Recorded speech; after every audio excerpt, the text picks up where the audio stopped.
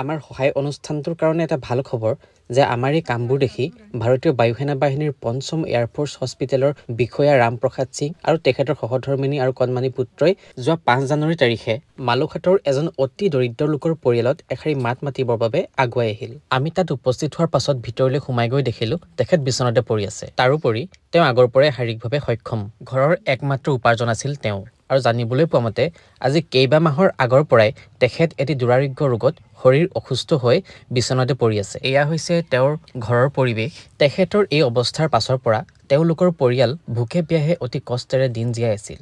ঘৰৰ পৰিৱেশ আপোনালোকে নিশ্চয় দেখিলে। আৰু সেই কষ্ট আমাৰ সহায় অনুষ্ঠানৰ চকুত পৰাত আমাৰ লগত এয়াৰফ'ৰ্চৰ বিষয়া সিংজী জড়িত হৈ তেখেতলোকক অকণমান সহায় কৰাৰ মানসেৰে এই পদক্ষেপ হাতত লৈছিল। তেখেতৰ বাবে কিছু কাপোৰ, লগতে তেখেতৰ পত্নী আৰু পুত্ৰৰ বাবেও কাপোৰ, চেণ্ডেল আদিকে ধৰি কিছু পৰিমাণে খোৱা বস্তু যোগান ধৰিলোঁ। নাজানো আমি কি কৰিছোঁ, কিন্তু সামৰ্থ্য অনুযায়ী যি যেনেকৈ পাৰিছোঁ মাথো সহায়হে কৰিছোঁ।